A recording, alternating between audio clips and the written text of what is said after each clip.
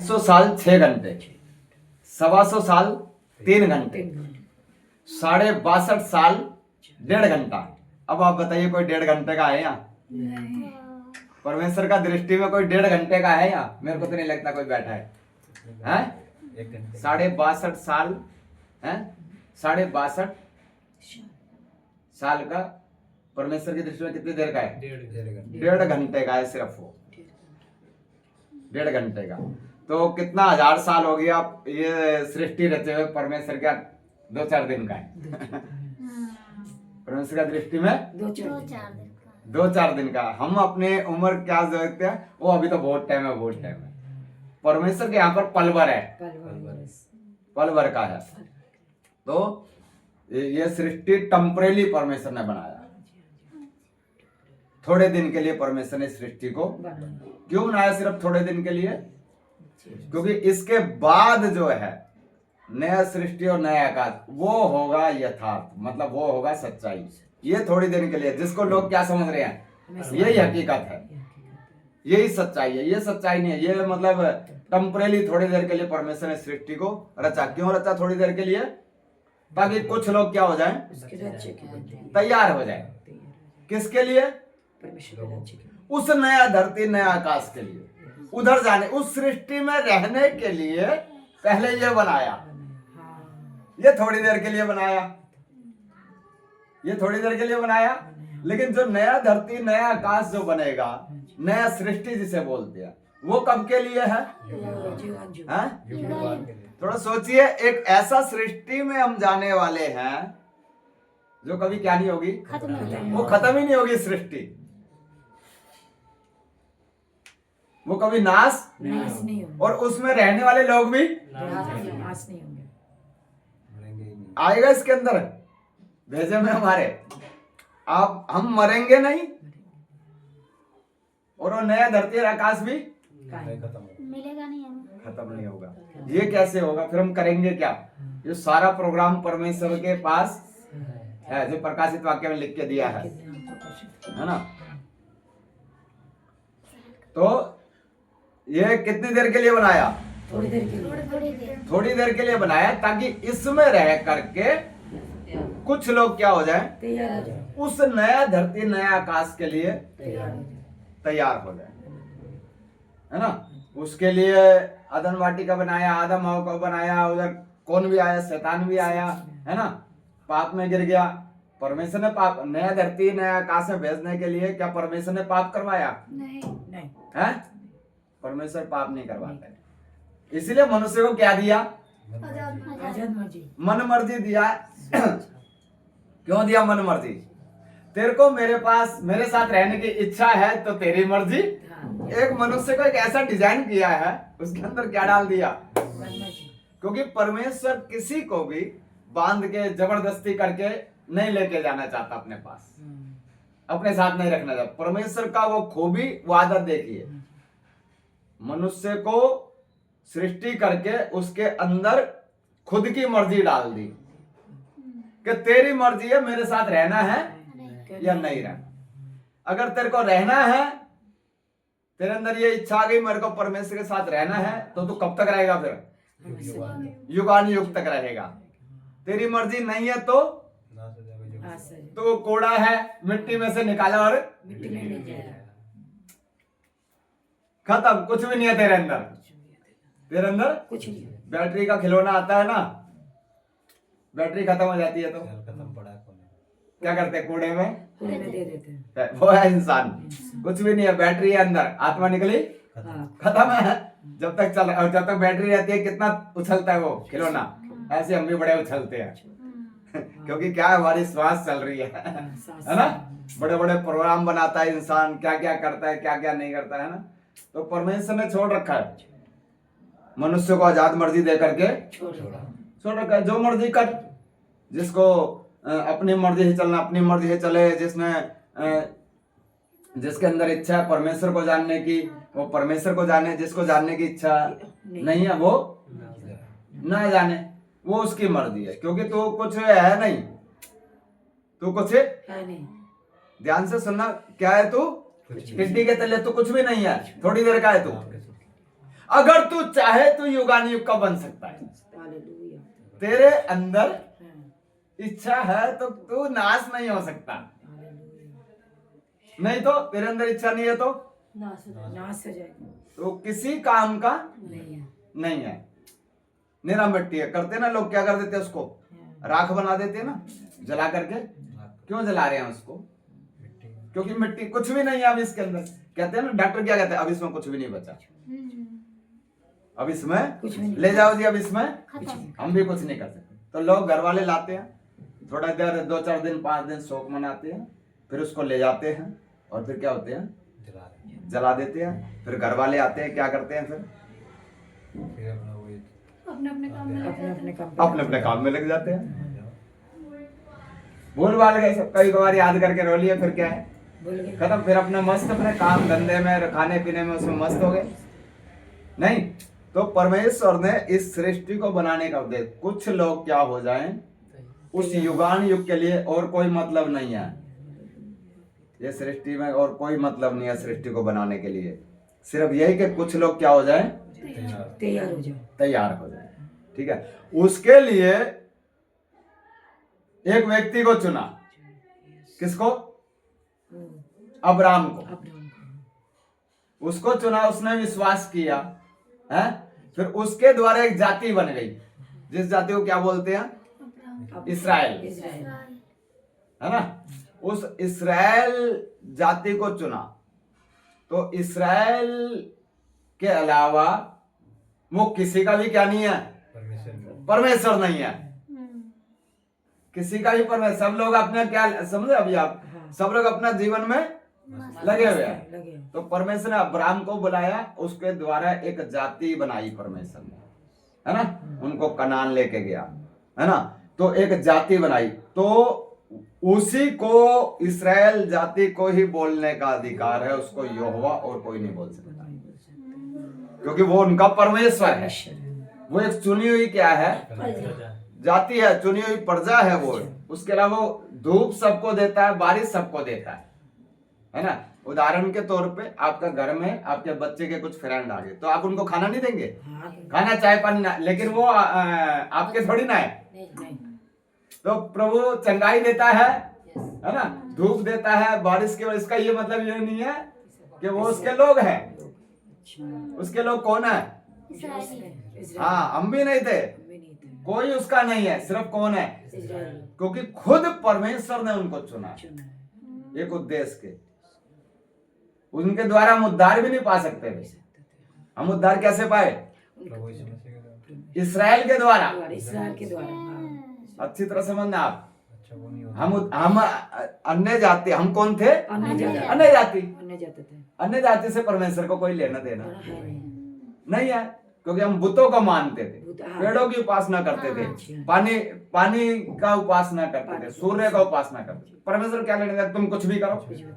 मनुष्य करने लगा ना, क्या करने लगा? काले पीले चेहरे बना करके उसको मत्था टेकने लगा, मिट्टी के, सोने चांदी के बुतों की उपासना। परमेश्वर क्या, तू कुछ भी कर, अन्य जाति है तो कुछ भी कर, लेकिन जो मेरी जाति है वो मेरी उपासना करते हैं। जो मेरी जाति है वो मेरी उपासना कर, इसलिए उनको लिख के दिया ना, तू किसी मूर्ति के आगे दंडवत ना करना। इसलिए इस्राएल क्या नहीं करता था? नहीं करता था। हाँ, लेकिन संसार के लोगों को देख करके वो करने लगा, तो बीच में परमेश्वर ने उनको ताड़ना दिया। नहीं तो परमेश्वर का जाति कौन है? इस्राएल। हम लोग या कोई भी नहीं है उसका मतलब उपासना करने वाला, सिर्फ वही करते थे। फिर उन्होंने, परमेश्वर ने उनको व्यवस्था दिया कि कैसे तुम्हें इस संसार में रहना है, संसार में तुम्हें चलना है। क्यों दिया व्यवस्था? तुम मेरी जाति हो, मेरे लोग हो, तुम मेरे लोग हो, है ना। तो मेरे लोग कैसे चलने हैं इस पृथ्वी पर, वो क्या किया परमेश्वर ने? लिख के दिया कि ऐसे तुम्हें रहना है, ऐसे तुम्हें चलना है ना। सारी बातें क्या दी परमेश्वर ने उनको? ये पवित्र शास्त्र हमारे हाथ में लिख करके, हमारे हाथ में नहीं दिया। अच्छी तरह समझना, ये पवित्र शास्त्र इसराइली किसको दिया? इसराइल व्यवस्था किसको दिया? आपको दिया व्यवस्था?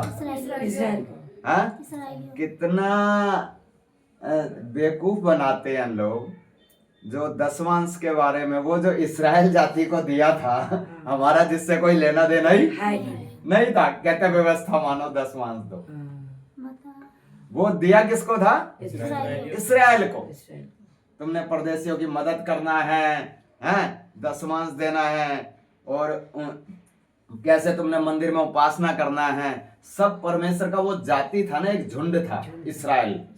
वो व्यवस्था सिर्फ उनके लिए, अच्छी तरह समझना, किसके लिए? इसराइल सिर्फ इसराइलियों के लिए है, दुनिया वालों के लिए नहीं है। वो सब दुनिया के लिए नहीं था। नहीं है वो व्यवस्था। दुनिया इसलिए इस्राएल दूसरे लोगों को पता है क्या बोलता है?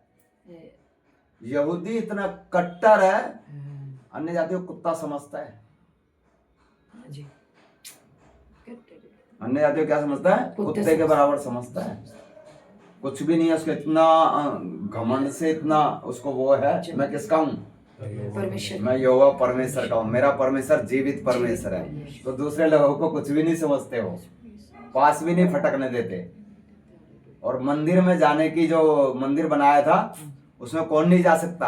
अन्य जाति लोग अन्य जाति उसमें जा नहीं सकता, इस्राएली जा सकता है उसमें। तो हम लोगों का कोई गिनती, हम लोग क्या थे फिर? अन्य जाति कूड़ा करकट फेंके हुए थे, फेंके किसी काम के नहीं थे हम।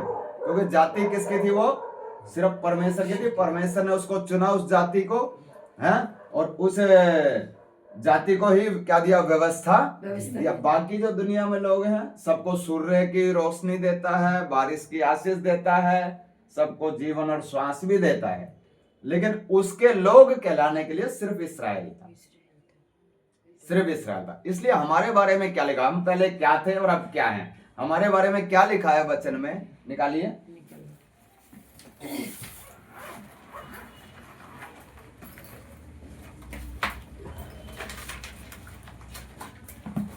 इफिसियों की पुस्तक 2 अध्याय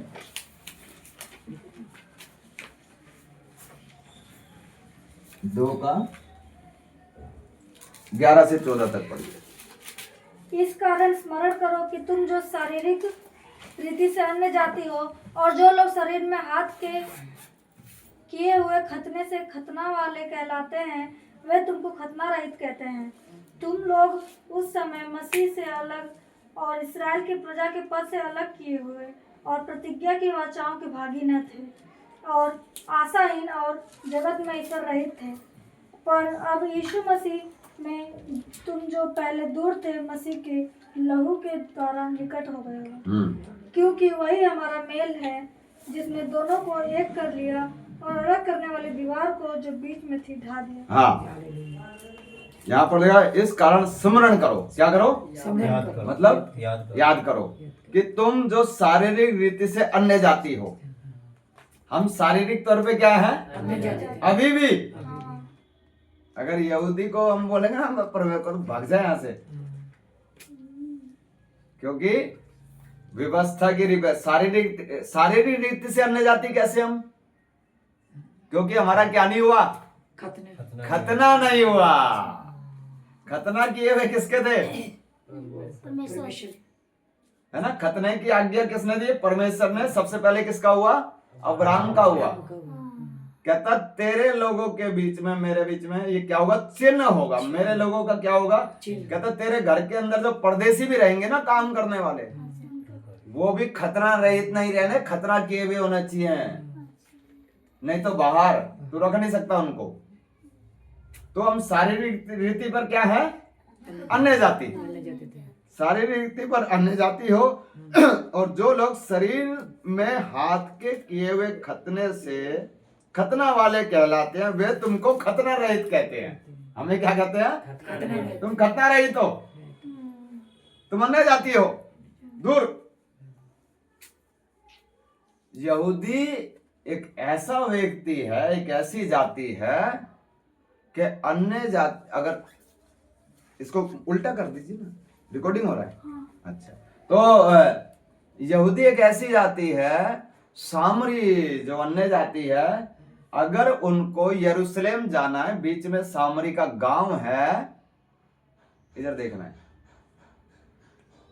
तो वो बीच में से होकर के नहीं जाएगा, गांव के बाहर से जाएगा। इन लोगों के बीच में से भी नहीं जाना, ऐसा है यहूदी। इन लोगों के बीच में से भी हमें नहीं जाना, बाहर से जाएगा, चाहे कितना भी लंबा रास्ता हो। अन्य जाति के गांव के बीच में से भी नहीं जाना पसंद करता। इसलिए पतरस ने जब दर्शन देखा ना, कहता मैंने कोई अशुद्ध वस्तु नहीं खाई। पतरस यहूदी था। तो हम लोग क्या थे? शारीरिक रीति से अन्य जाति, और हमें क्या कहते हैं? खतना रहित। तुम कौन हो? खतना रहित। और तुम लोग उस समय मसीह से अलग, और हम क्या थे? मसीह से अलग थे। मसीह किसके लिए आया? एक एक बात को आप अच्छी तरह से समझना। मसीह हमारे लिए आया? मसीह हमारे लिए नहीं आया। किसके लिए आया? इसलिए यूहन्ना 1:11 पढ़िए।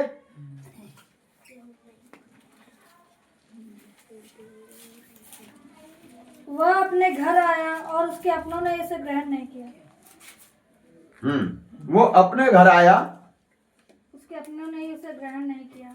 तो उसका घर कौन सा? अब नहीं निकालना, अब नहीं निकालना। अगर वचन पढ़ लिया तो फिर सामने देखना, ठीक है ना? तो वो अपने घर आया। कौन? ये यूहन्ना बपतिस्मा देने वाला यीशु के आने से पहले बोल रहा है, भविष्यवाणी कर रहा है। इसलिए 3 नाज़ीर के बारे में बताया ना, सामुएल, सिमसोन और यूहन्ना बपतिस्मा देने वाला है। तो ये आया, ये क्या कहता है? अभी आया नहीं है, पहले ही भविष्यवाणी कर रहा है। ये भविष्यवाणी कर रहा है, ये ऐसा नहीं है यीशु को स्वीकार नहीं कर रहा तब बोल रहा है। ये उसके आने से पहले ही क्या कर रहा है? बोल रहा है कि वो अपने घर आया और उसके अपनों ने इसे ग्रहण नहीं किया। यानी कि उसका अपना घर कौन सा है? इस्राएल।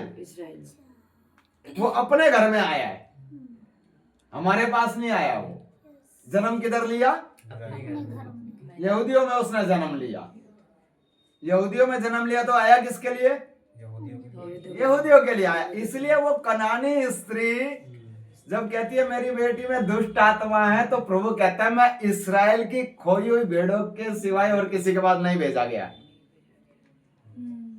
जब कहती है प्रभु मेरी बेटी में क्या है? दुष्ट आत्मा है, तो कहता है मैं इस्राएल की खोई हुई भेड़ों के अलावा और किसी के पास नहीं आया। कहता है मैं उनके लिए आया हूं। लेकिन वो पीछा नहीं छोड़ती, तो कहता है लड़कों की रोटी लेके कुत्तों के आगे डालना ठीक नहीं है, उचित नहीं है। तो उसके बच्चे कौन है?